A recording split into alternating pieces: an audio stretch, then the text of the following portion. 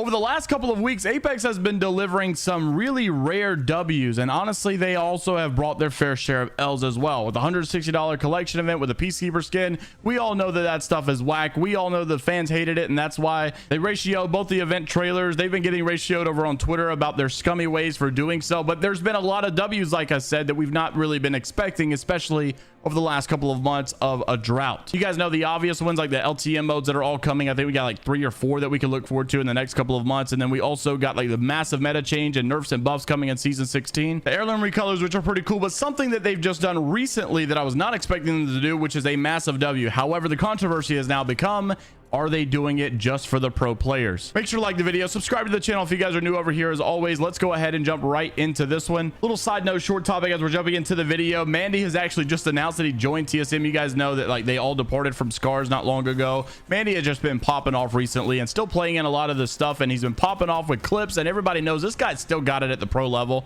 I'm surprised he doesn't want to pursue it anymore. And I want to reiterate or clarify that Mande is joining as a content creator for TSM. I made a video earlier today over on my ALGS channel if you guys are looking to stay up to date with all things ALGS and the roster update and stuff. I made a video over there talking about this, about Snipedown being their new substitute over there for TSM, because that's what Imperial House said. Snipedown even confirmed it, I think, last night on his stream as well. Well, then everybody was like, no, that's not true. Mande just joined. But in the video of him joining, he actually confirmed he joined as a content creator. He still has the skill level of being a pro, but he did not join as a substitute player or a pro player for TSM. He joined as a content creator specifically, and I think it's definitely well deserved. This guy's absolutely insane. People love this dude. Maybe not everybody if you watched yesterday's video, because the controller players definitely weren't too happy with him, but regardless, overall and all in all, I think this is pretty good. Now, for the main topic, what you came here for, Alpha Intel basically even saying, you know, we're adding this to the list of W's so far in 2023 with everything else that you've done. Sweet Dreams also saying this is a huge W. They started it off by saying Predator, Master, this is coming from Respawn, of course,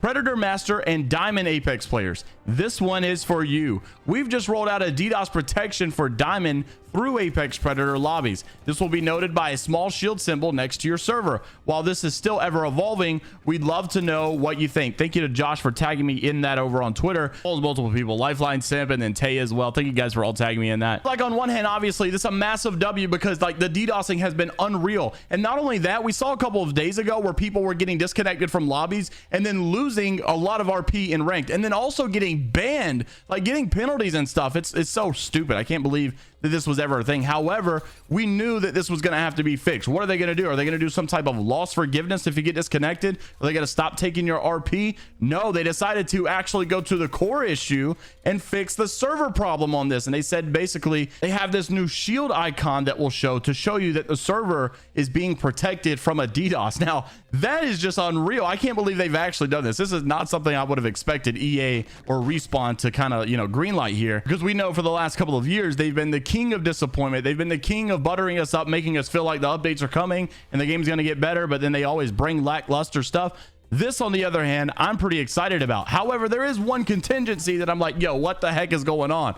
Master, Diamond, and Pred lobbies are the only ones that are getting this. I thought it was a fair point made over here by PvP. It's like, look, this might be good and all, but we are kind of getting gold players in our lobby. How do we even determine which lobby is going to be deemed as an Apex Predator lobby, a Diamond lobby, or a Master lobby? Because like we said, there's a lot of golds in our games as well. Why are all the plats and the golds and the silvers and the bronze obviously pushed to the side here? I feel like this is kind of not fair. I do got to say it's better than nothing. Of course, I would want this if the other option was not doing anything at all, but I still don't understand why the plats don't get any love here, why the gold players don't get any love here. But like I said earlier, even Sweet Dreams saying this is a huge W. Love in the game icon to show something is actually working, and even better, just the nice to know the things are actively worked on and prioritized. Sweet Dreams have given these guys a lot of flack, so you know, whenever he's saying it's a huge W, then it is probably a huge W here. I just realized I can't read. I'm pretty sure I just read his tweet entirely wrong, but you still get the gist of it. I love one of the comments though, you know, now that they've prioritized this, sweet, tell them to give us 120 FPS next. All you console fans, I know, still waiting for that. Now, everyone's been kind of praising Sammy Duck for this. If you guys don't know who he is, he's the technical director. He's the one that made all of the comments and basically all of the changes to the matchmaking situation and the matchmaking changes that are going to be happening to public matches and the ones that have happened to ranked as well. So if you guys remember how we talked about a couple weeks ago, you know, skill-based matchmaking, they've already confirmed they're retiring the old system, bringing in this new one. These are things like we never expected to see Apex actually do. And honestly, all of these things have been happening, and he's the name that's behind it all. So I guess all hail Sammy Duck. Even Josh Padina kind of confirming that he is the team to do it, and he's the reason that all of this happened, and hats off to that entire crew. Now, with all of the conversation regarding DDoS attacks in Apex Legends, I was wondering how exactly did they do this? Well, Fletcher Dunn made it clear 8 minutes ago that he's excited to finally be able to tweet that Respawn is rolling out Steam Datagram Relay SDR support for Apex Legends to protect their game servers from DDoS attacks. We can reduce ping times in many cases. This works for all players and not just those on Steam. Sammy Duck made the retweet here saying this has been under the hood and a very good collab that we have with Valve. It was actually super interesting. So it's a thing to do with Steam. However, it's affecting all players and it's protecting all these players. Now, you guys may know though, when it comes to their game servers, I think they actually rent those out from Multiplay. And that's when Fletcher Dunn continued the conversation by saying we are working with their hosting provider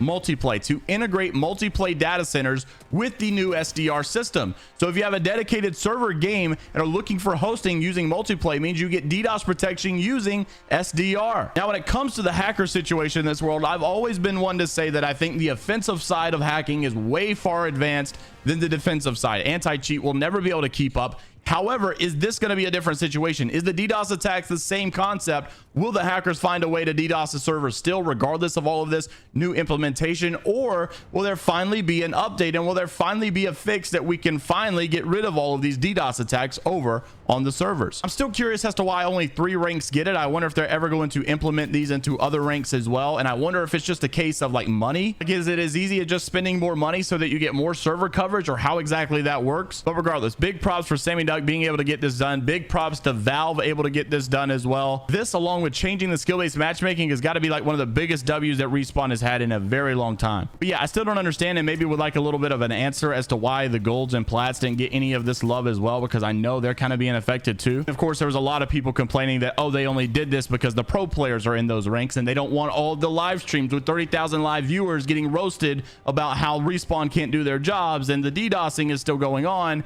and that's the only reason they had the motivation to do it, was because of the pro players. Now, I'm just going to let you guys be the judge on that one. Let me know down below what you think. Now, speaking of big streamers and people with a big audience over here for Apex Legends, I thought this was really interesting. If you guys know someone who leaks, obviously, a lot of data mine stuff and information about Apex Legends, things to come, new updates that are going to be happening very soon. Well, he actually made this post 17 hours ago. Why would I play hardcore when I could just play regular Apex and just disable the HUD, you silly goose? So actually, he made a tutorial on how to do this, but apparently you can go with like the game files and stuff and take this HUD out. I thought it was very, very interesting. And then shortly later, we saw that he was actually being used by Taxi2G. Taxi2G was live in front of like 2,000 people. I think like 1,600 to be more exact here. He said that was fast. Taxi is already on that, and the man has no audio. This is an amazing stream. So I thought this was really cool. Apparently you can actually play Apex like this with no HUD. I did find it funny because one of the comments here kind of throwing shade at Taxi, saying, I mean, hey, if they're going to give him another excuse to do another bronze to masters,